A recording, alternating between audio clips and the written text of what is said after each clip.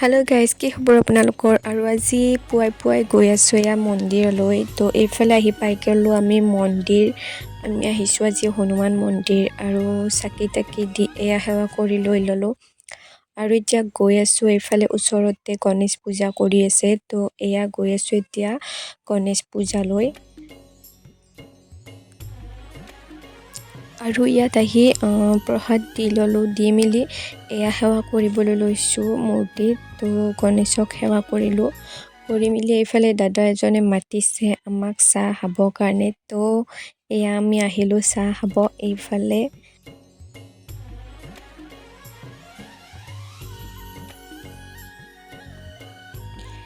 আৰু এতিয়া চাহ তাহ খাই মেলি আহিলোঁ ঘৰ আহি আমাৰ ওচৰৰে ভণ্টি এজনী আহিছে, তাইক সেনো আঁকি দিব লাগে মেহেন্দি। তো এয়া মই আঁকিবলৈ লৈছোঁ মেহেন্দি। সৰু ছোৱালী জানে সৰস্বতী পূজা বুলিতো তাহাঁতৰ এইবোৰেই। তো এয়া মই তাইক আঁকি দিলোঁ মেহেন্দি। আঁকি মেলি এয়া মই আকৌ আহিলোঁ মন্দিৰত ইয়াত প্ৰসাদ খাবৰ কাৰণে। তো ইয়াত দেখিবলৈ পাইছে ইমান মানুহ হৈছে।